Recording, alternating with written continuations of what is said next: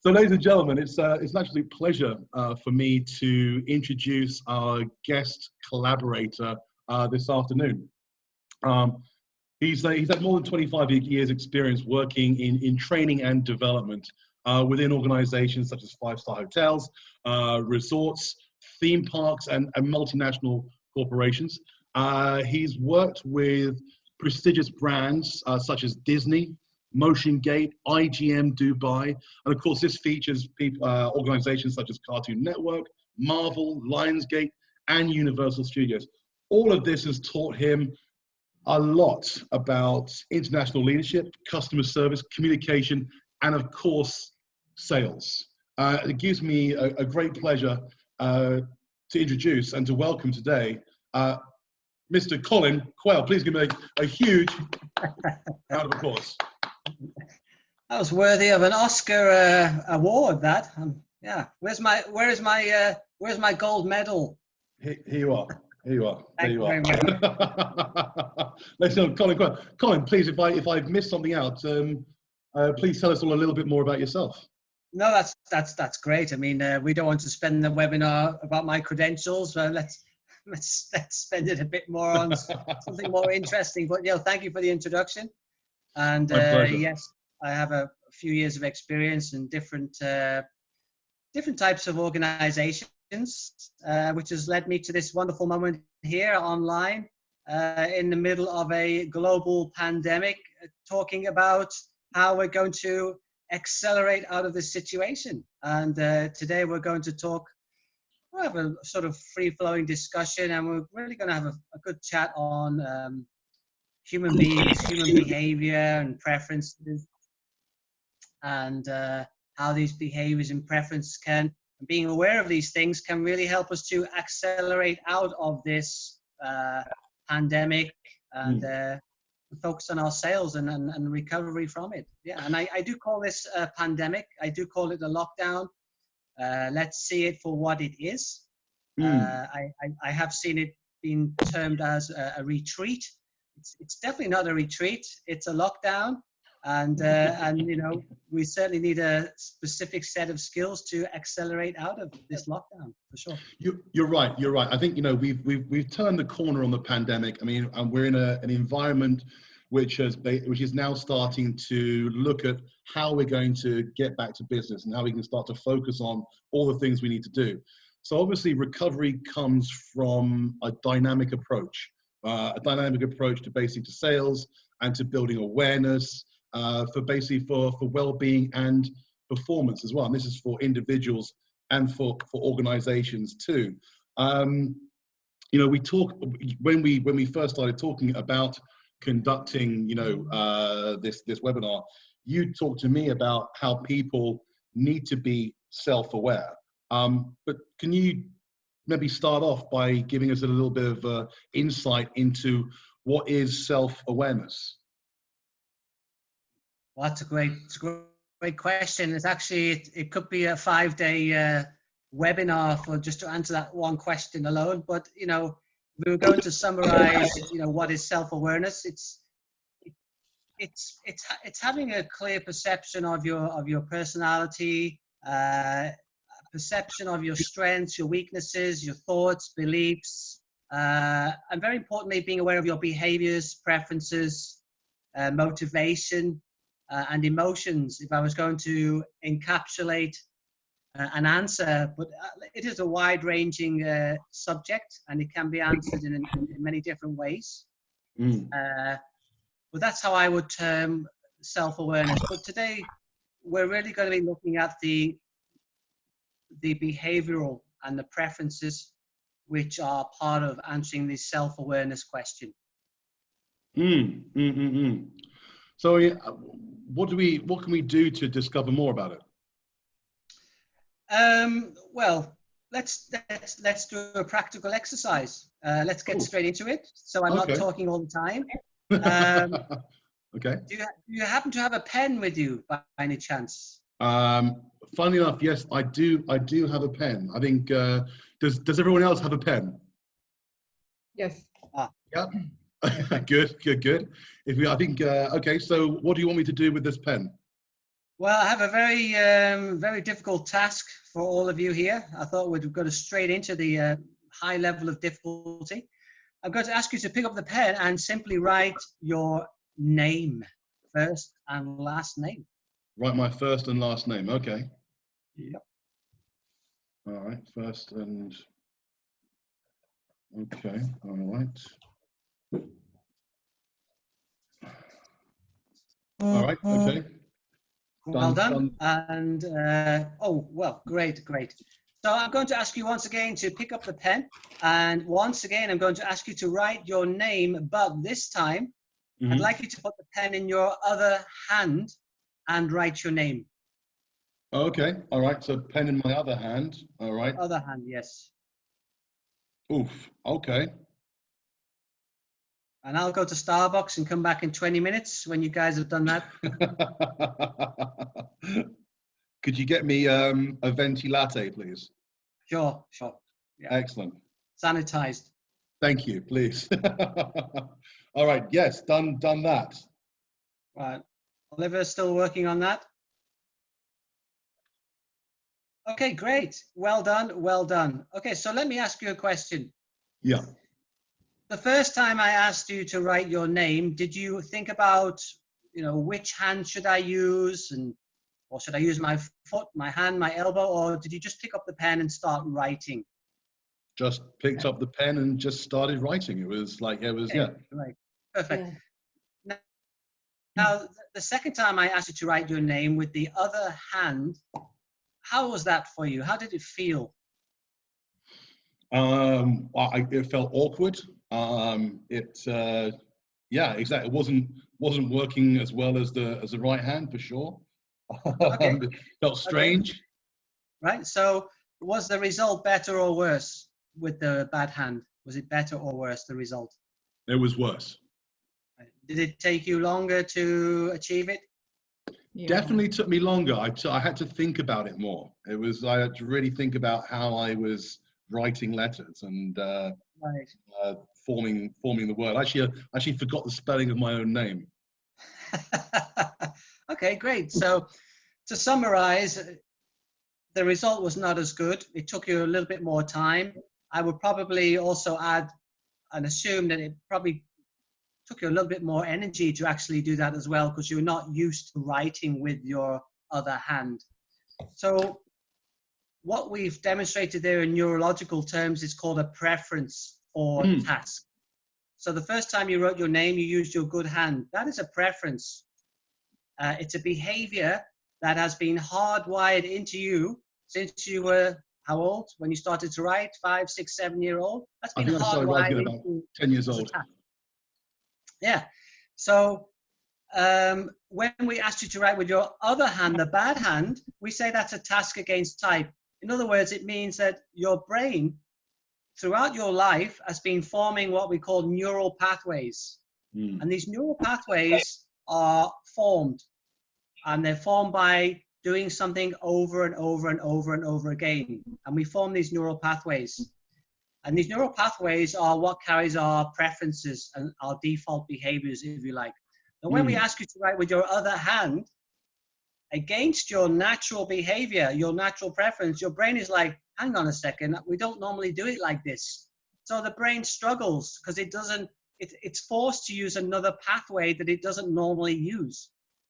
So it always wants to go back to your default behavior, default preferences. So you always want to go back to writing with your good hand, because when you're using your default, your good hand, you're using less energy, it's easier for you, and it's within your preference. It's your default behavior. Can we write with our other hand? Yes, we can. You've just demonstrated it. You can write with your other hand, but it takes more energy. You get easily stressed, more likely to get burned out. And once we recognize these things, it can really help us to make decisions in our life when we're working with our behaviors and preferences. I see. Okay. So then we learn that the behaviors and preferences that I have may be different from the behaviors and preferences that you have. Absolutely. Yeah. We all have our own behaviors and preferences. Yep. And some of the things we're going to talk about today is going to allow us to sort of be more aware of those things, which starts to answer the self-awareness question, is being more aware of our preferences and behaviors. Of course, and this will help us obviously to sell more effectively to the people around us. Okay, all right, I can work with that. Sure. So why don't we, when talking about perception, why don't we move on to maybe a next slide and let the folks have a look at this photograph? Oh, okay, sure. Excellent. So I guess you can all see this photograph, and what we would love you to do, and there are no trick questions here, we're not going to trick you in any way. We're going to ask you to look at that photograph and please tell us, what do you see? That's all we want to know. When you look at that, what do you see in that photograph? So let's prompt everyone. I think everyone, if you like to open your chat boxes, and we need you to interact with us now. In the chat box, type in, okay, so we have open water, very nice, from Oliver. What else? What else do you see? Ah, okay, lovely. Blue water in a cave. Anything else? What else do you see? Oh, shadows. Interesting. Uh-huh. I saw sunlight there, green trees. Mm-hmm. Darkling. What is darkling? Sparkling, okay. Sparkling, nice, okay. Very nice, okay. A big mountain. Yep. Okay. Very nice. Let's zoom in. Can we go to the next slide and zoom in a bit more? Yes, of course. Sure. 1 second. Let me just let me do that. Okay. Whoops. You see, running a webinar now is a lot like patting your head and rubbing your stomach. You've got to be ready to have the control. Whoops. Okay. How's that? See what if folks notice anything else. Okay. Do you want to? So, what's the question, Colin? What do you see? Oh. Same question. All we've done is zoom in a little bit closer. What do you see? Do you see anything new? Yep. Do you see anything new? The darkness. Let's go in. Hole. Okay. Let's go in a bit closer. Bit closer. Okay. Yep.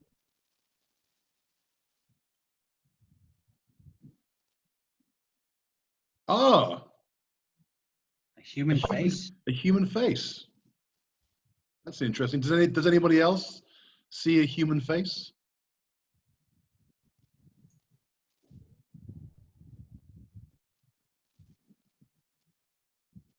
Okay. Face I think down. Okay, faces, good.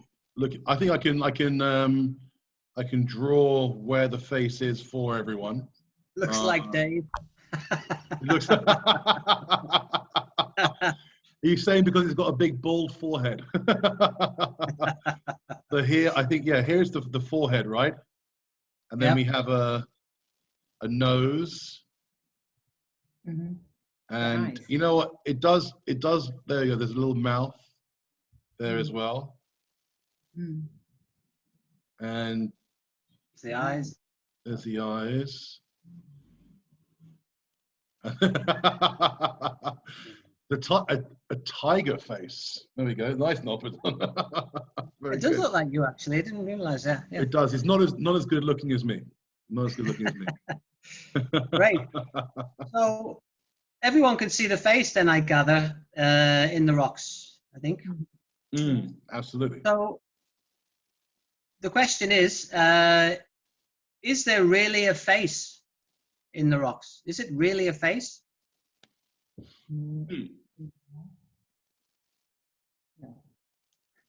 What do you think?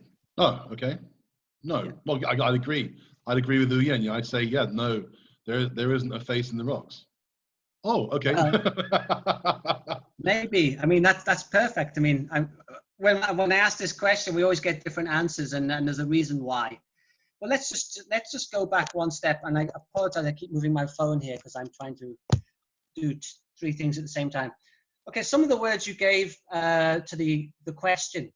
What do you see? Some of you said open water, blue water, cave, shadow, water, cave again, sunlight, green trees, sparkling, big mountain.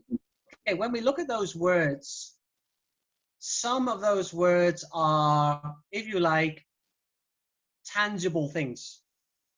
For example, is there anyone who's willing to argue, and so far I haven't had this, that there is not water in that picture? Everyone can see water, right? We can all see water. So we all have a collective perception that there is water in the picture. So some of you, when you look at that, you saw the tangible things. You saw water, cave, green trees. Okay, great, fantastic. Well, some of you saw sunlight. Some of you saw sparkling, shadow, a big mountain. So if we were going to look at these two types of descriptions of what you see, some of the things that you saw are tangible and some of them are intangible things. So that tells me when you look at the world, some of you see the details and some of you see, if you like, imagination or big picture, abstracts. So the lesson here is that we all have a different perception of the world. We all have a different perception of the photograph. We see different things. We have different point of view. And being aware, self-aware that we have these perceptions and being aware of our colleagues, our friends, our family also have a different perception of the same thing we're looking at is one of the key, if you like, milestones in understanding self-awareness. Now, we all can agree that there is water in that picture. We can all see it. But what that water means to you is what's important when we're talking about perception. As someone just said, perception is projection. Yes, absolutely. What we perceive, we project. But when you look at water, and I'll just give you an example from a previous webinar that I've done. When someone saw water, they saw danger. When somebody else looked at the water, they saw adventure. So when we look at the world, we perceive it differently to each other. And this is one of the key fundamentals in understanding self-awareness, perception, and behaviors. Interesting. So look, let me ask you this then. How does perception then impact the way people buy and how we can then sell effectively to them? That's a great question. Well, how we perceive a certain product or thing that we're selling to a customer, how we perceive it will be differently in many cases into how our customer perceives that same product or item that we are selling. And one of the great downfalls of salespeople, and I'm not a salesperson, but one of the great downfalls of salespeople is insisting on their point of view on a particular item may be suitable for their customer. Their perception of the thing they're selling may not meet the perception or maybe differ from the perception of their customer. And when you have that difference in perceptions, that's often when you can break down and you can lose a sale. So being fundamentally aware that we have these different perceptions and appreciating that everyone has their own version of reality. Okay? What I see is my reality. What you see is your reality. When you see an object, a sales item, that's your reality. And I see it, that's my reality. So being fundamentally aware of this can really help you then to bridge the gap and make a sale. Interesting. So obviously you're coming with a lot of scientific background to back this up, right? Yes. Well, anything we're talking about today was not made up in Starbucks or Coffee Bean. It actually is based on the work of, and I'm sure many of you have heard, Carl Gustav Jung. And if you talk about these behavioral tools on the market or personality tools, you've probably heard of MBTI, which is one of the most famous personality assessment tools, DISC, Tetramap, Insights, Emergenetics. There are a lot of these tools on the market. Most of them, particularly MBTI, it's based on the work of Carl Gustav Jung, DISC also. And the product that we are introducing to the market, which is called the Jigsaw Discovery Tool, which is the basis of our discussion today, is also based on the work of Carl Gustav Jung, based on his earlier work. And I just wanted to qualify what we're talking about today is based on proven and sound neuroscience and based on a lot of the science that MBTI and DISC are based on. But in Jigsaw, we are focusing primarily on behaviors. Whereas in those other tools, MBTI and DISC, they're more, or they lean more towards personality. Oh, okay, interesting. So let's touch on this. What do you mean by behavior? What's important to know about behavior? Important to know about behaviors are what we can see. Okay, behaviors are changing a lot. When we talk about someone's personality, we're actually often referring to their behaviors. Because behaviors are things that are changing what we see in a person. Personality is actually fixed, and it's a whole nother webinar, and it's a very deep subject. But personality is essentially fixed. Behaviors are what we see and what changes. So in Jigsaw, we focus on behaviors. I mean, you go into a company, and I'm sure they do KBIs, key behavioral indicators, KPIs, key performance indicators, because we focus on people's behaviors more than anything else. Yep.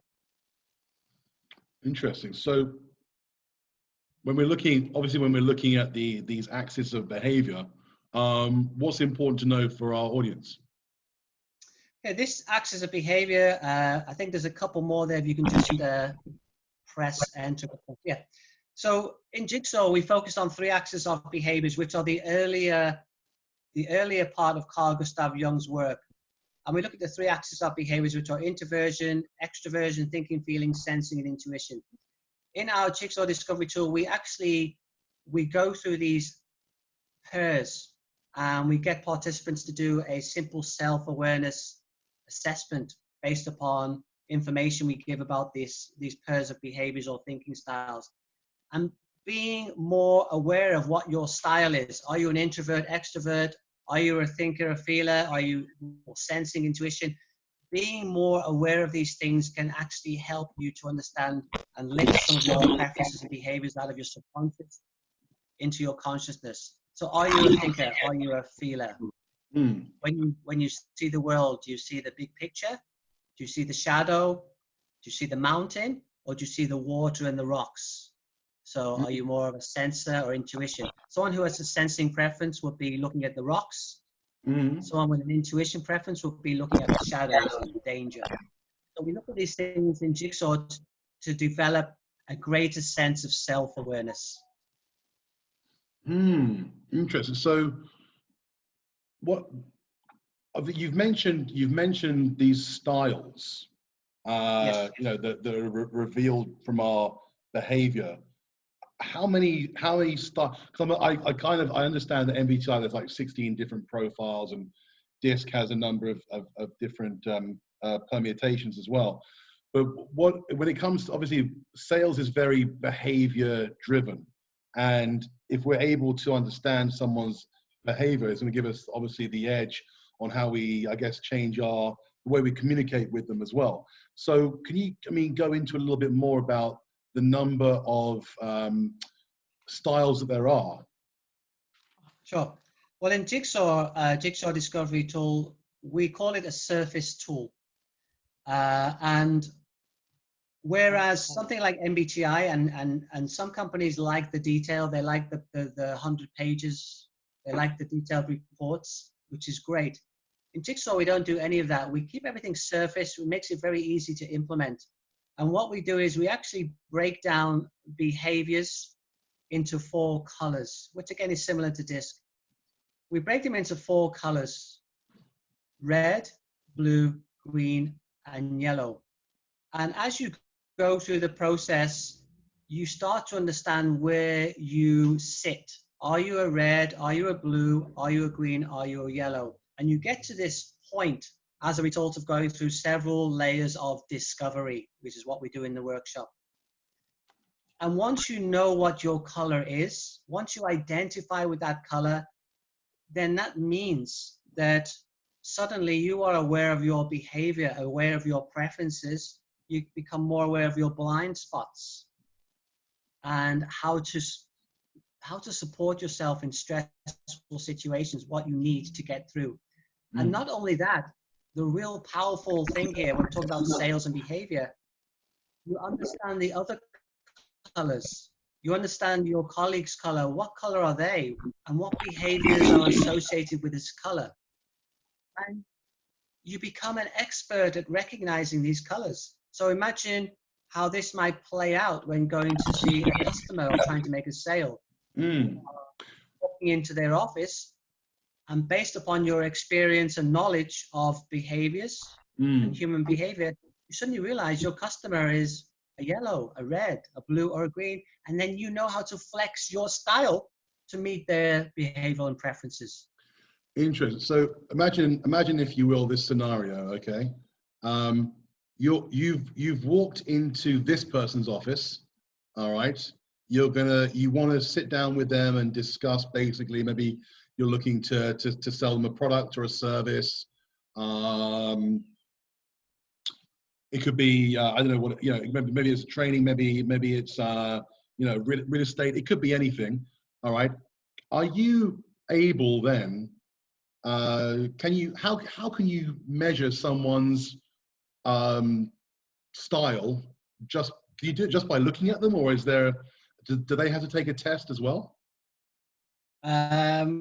Well, fortunately, in the real world, we can't put everyone through a test, even though that would be fantastic, be ideal. But there are clues, there are behavioral traits that are associated with each color.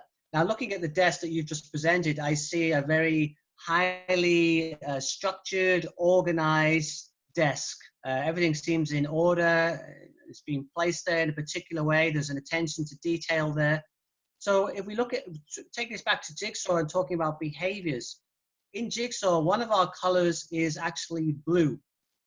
Now, blues have a preference. I remember we're talking about preferences today, just like writing with your left or right hand. Okay, the blues have a preference for organization, for process, for structure, systems. They're very habitual, procedural attention to details. So we associate these behaviors with blues. So if you were to walk the office that you've shown on the slide, if I was to walk into that office with an item that I need to sell, immediately my alarm bells are going to be ringing that this person is blue, or they're showing up as blue according to their situation. But I'd have to assume that they were blue. And knowing by studying human behaviors, I know that blues like the fine details.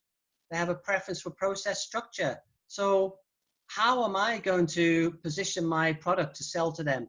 What is important to the blues? Well, they're going to want the fine details. They're going to want the background. They're going to want the specs. They're going to want the Excel spreadsheets with comparisons on other pricing. They're going to want all of this fine detail. And knowledge is very important to blues. Knowing. They don't want to take a step forward unless they have the knowledge. So blues are going to ask you those questions, those high gain questions. They're going to want the answers. So you need to be ready when you're pitching to a blue to meet them in their area of preference. Now, if I just take this another step, what if you are a different color though? What if you are a yellow and you're pitching to a blue? That means your preference is yellow, right? So that means you you have to really flex your style a lot to meet the blue. Okay? You're going to have to flex your style. You're going to change your energy. You're going to have to change your perception to meet the blue and accurately sell to them.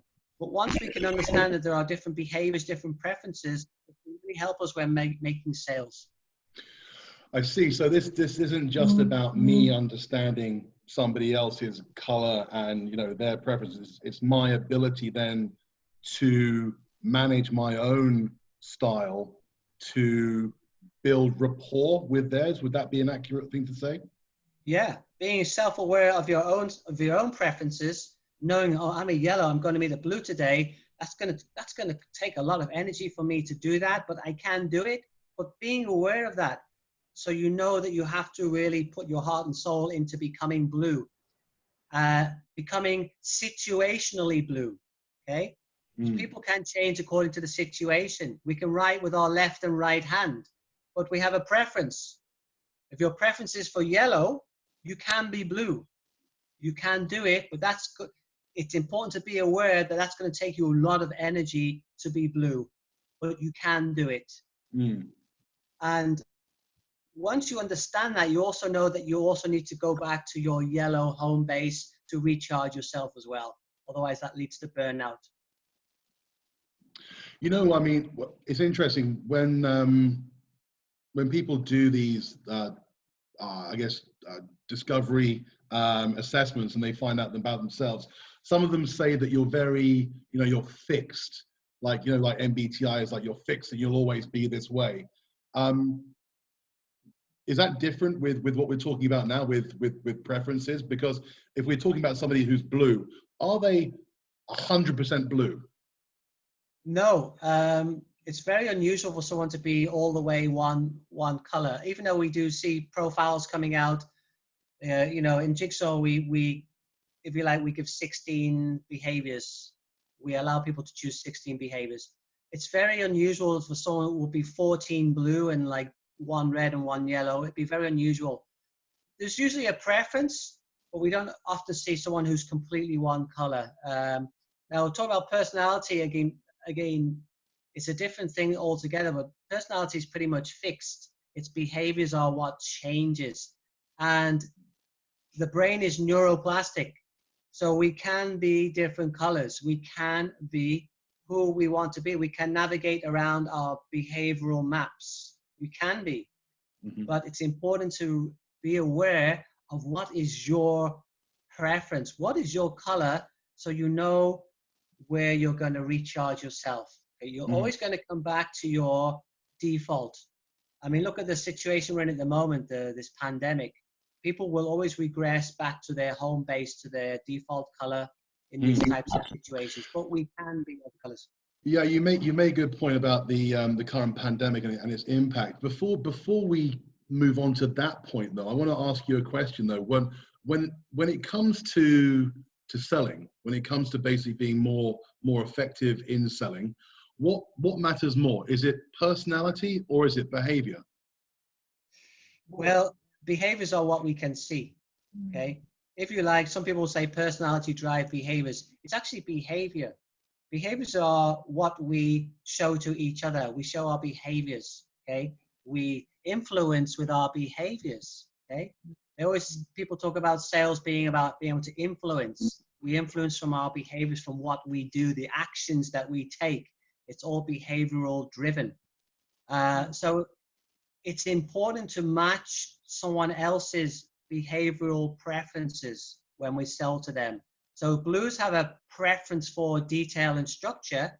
Okay, we need to match those preferences and behaviors. And once we match them, give them the behaviors that they like and they are used to, then that in itself will develop that rapport. By meeting them behaviorally, by mimicking their behaviors, is another way of creating that deep rapport that can help to drive a sale through. Interesting. So it's not enough then, like the old model of communicate, the old NLP model of communication. And I'm sure you remember that yourself. How, you know, we match and mirror words, tonality, and body language. This is taking it to another level then. Yeah, but matching and mirroring body language again is matching behaviors. Oh, well. Okay. Yeah, Our body language is all behavioral driven. Yeah, it's our behaviors. Interesting. So So, basically, then we're adding another element to this, which is yeah, understanding preferences. yes, yeah. We're going Ah, adding okay. another dimension, if you like, a little bit deeper. And Yes, do preferences then determine our decision making as well? absolutely. Yeah, absolutely. They drive our decision making. Our thinking style drives our decision making. Yes, very much. No doubts about that. Yep, absolutely. What about in times of stress? In times of stress, we always going to go back and to our, if you like, our default behaviors, our default preferences. We always regress to where we're most comfortable. And in times of stress, sometimes our, if you like, our behavioral preferences become overplayed. For example, if a blue, we know blues are highly structured, organized, process-driven people. In times of stress, some of these behaviors become overplayed. In other words, they become overly nitpicky, overly reliant on detail, asking too many questions. And that's what happens sometimes when we get in times of stress. So being able to recognize these behaviors in others. So knowing that your colleagues are blue, they're under stress, they're asking so many questions, being aware of this can again help you to sort of, okay, I understand where this person is coming from. They're blue, they're under stress, they're going to behave like this, they're going to show up this way. And then you can also offer ways to support them. What things do the blues need? And how can we support each other and support them in times of stress? So yeah, absolutely. So it sounds like we're not moving away from a B2B or a B2C model, but we're more focusing in on the humanistic elements of what makes people up and selling to them that way. Yes, yeah, it's about meeting them. It's about meeting their energy in a way. You meet their energy. I mean, certain colors are high energy more than others. So if you're going to sell to another color, some of them are higher energy. So we need to make sure our energy is high when selling to that person, because that's where they're at. But again, we know from blues, they need the detail. So we're going to meet them there. We're going to give them the detail. Other colors like to make decisions. And again, we'll touch on these in future webinars. And again, we go into the sales meeting with those, giving them the hard facts and allowing them to make a fast decision. Right. Okay. I guess there's a lot to learn about each color then. It's fascinating stuff. It is fascinating. And you're right. Yes, we will cover this in subsequent webinars as well, so that everyone has a full understanding of how the colors work. Obviously, I mean, I know we have an audience of highly driven, successful people who are involved with sales themselves. Hence why they've chosen to watch today. A lot of them, I think, are sales leaders as well. How could sales leaders, CEOs, business leaders leverage something like this to get the best results more effectively, faster, if you like, in this period of time? Sure. I mean, when we run Jigsaw at big companies like we've done in the past in Dubai, we've run this with big sales teams in theme parks. We always make sure that the manager is in the session with the team, because it's really important that the manager understands his team's preferences. Who's a yellow? Who's a blue? Who's a red? Who's a green? What are their default preferences and behaviors? Because there are certain types of things or sales projects, if you like, that can be assigned to someone according to their behavioral preference. Let's just say you have a sales project that is going to require a lot of detail, fine tuning and nitpicking and fine details. You're going to give that to a blue. And again, I don't want to give away our further webinars, but yellows are associated with extroversion and presentation skills and being able to create excitement. So if you have a sales project that's geared towards entertainment industry or an entertainment client, you're going to give that to a yellow who's going to go out there and meet them with high energy. So being able to understand the preferences and behaviors of your team is such a massive benefit for a manager to be able to have that intricate knowledge. And just as far as delegating things for them to do, you delegate according to their behavioral preferences and what they are most comfortable doing. So it has a amazing knock-on effects for managers, great insights for managers. I mean, in terms, I guess this would be quite useful for coaches as well. Absolutely. Coaches also being able to understand preferences and behaviors of the person that they're coaching. What are the key drivers? I mean, one of the things in coaching is that you want to identify what drives people. So being able to identify people's behaviors, you also identify their key drivers, and then you harness those, you leverage those key drivers to allow the person to bring about change and to move forward. Yep. Keeping them motivated for the best results. Absolutely. Absolutely. Interesting. And it all plays into the self-awareness. You know, once we are aware of what drives us, then we use those drivers to push us forward. Fascinating. So obviously, I mean, there are you know, a ton of these different ways to evaluate ourselves and evaluate our preferences, and to understand you know, how we act in certain scenarios. When it comes to sort of I guess the return on investment for something like this, what I mean, the question is always what's the best way to implement it? Best way to implement it is to run the session via online, via online or face-to-face. You know, that's always the first step. And then what we find with Jigsaw Discovery Tool, and what the feedback we've always had from our clients, is that they're amazed at the ease of implementation. It's so easy to take away and start implementing immediately. And again, I'm not knocking any competition, MBTI or DISC, in any way, because they are wonderful tools in their own right. But what we have found is, for example, with MBTI or DISC, where you get these long reports, or MBTI, you get your 4 letters. We'll go into 4 letters. They're like, I can't quite remember, you know, or I or something. And okay, so fine, okay, but if people can't remember the 4 letters, how will they implement the learnings? And again, sometimes we have these reports that are generated, they just get put in a drawer, people don't look at them anymore. So again, with Jigsaw, it's very easy to implement. At the end of the session, they're going to get a color. I've got blue today because we're talking about blue. They'll take away their color. They will know what this color means to them. More importantly, they'll know what their colleagues' colors are and what those colors mean to them for their behaviors. And then they can start to work together and understand each other's preferences. So in itself, it minimizes conflict, it increases productivity, sales, leadership. And, you know, we've seen some really great ideas in companies who've taken Jigsaw, they've gone away, they've put these cards on their office's door or on their workstations.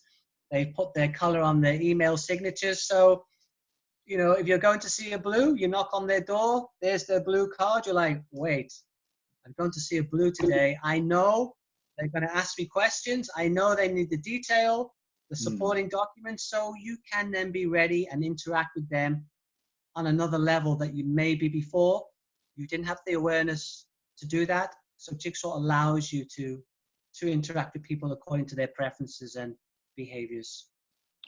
Interesting. So I think this is more than just sales. Then this is more, also encompasses leadership, conflict resolution. Yep, absolutely. Customer service, leadership, sales, conflict management, and just getting people working together using a common language. It's what it does. It has interesting. I think that's a great point. A common language. Yes, a common language. Yes, because people are understanding each other's behaviors and preferences, so they start to talk the same language. If you're a yellow and I need something from you, I'm going to speak yellow language to you. Okay, I know that's where you're at, that's where your preference is, so I'm going to come there. If I want to get something from you, I'm going to be yellow. So that's how it plays out. And same with customers. If you want something from your customer, you want to sell something, and you see that they're blue, you're going to become blue, because that's where they're most comfortable, and that's where you're going to make your sale, is in the blue area. I'm very red, as you probably know. How quickly can I become blue? You can become blue at any time you want, but it will be situationally blue. It's not your default preference, but you can be blue. You can do it, but it's going to take you a lot of energy to be blue because you're a red. But you can be blue. Yes, you can do it. Interesting. So if I can do it, everyone else can do it too. Yeah, the brain is neuroplastic. It's soft. It makes new connections, so we can be. But it's very important to understand what is our preference, what's our default, what's our home base. It's important to know that. Fantastic. Very, very insightful. Colin, Quayle, thank you very much, and let's give him a huge round of applause. That was fantastic. Excellent. I hope you enjoyed it. Ladies, I certainly did. Ladies and gentlemen, you are welcome to post or to ask any questions that you would like to Colin. Oh yeah, you. I think you've raised a hand. Would you like to ask a question? You can come online. You can unmute. I'm just give a big hand to Colin by sending the Thank you. I hope you enjoyed it. Yeah. Excellent. Very, very good. Wonderful. Thank you all for participating fully this afternoon. It's been wonderful having you all here, and I've really enjoyed having your company as well. As we said before, this is just the start of a series of webinars that we'll be conducting with Colin, who's going to be guiding us through the different aspects of how we can really learn about our behaviors and how to leverage that effectively in all scenarios. So we're starting with sales, obviously because sales is a passion of mine, but also we're going to be looking obviously at leadership, which I love too, how to use Jigsaw in stressful situations. And you're all more than welcome to join us for all of the sessions too. We are planning to run a full Jigsaw session online in the very near future, which we'll keep you updated on too. And I'm sure you'll be very, very eager to join that as well. So ladies and gentlemen, on behalf of Mr. Saturday Night, the Colin Quayle, I'd like to thank you all very much for joining us today. If you'd like a little bit more information about who we are, who Iron Mindsets are, and what we do, please do reach out. We're available 24 hours a day, 7 days a week. Just don't call me at 3 o'clock in the morning. That's all and we're on Facebook, LinkedIn, and Instagram. Any questions you have, please send me a message either via ironmindsets.com or david@ironmindsets.com. Please give me a call too. It's been an absolute pleasure. If there's no further questions, I want to thank you all very much for joining us. It's been an absolute pleasure. From the bottom of my heart, thank you all. Please continue to stay safe, continue to stay well, and I look forward to seeing you at our next session. Thank you all very much. Bye-bye. Bye.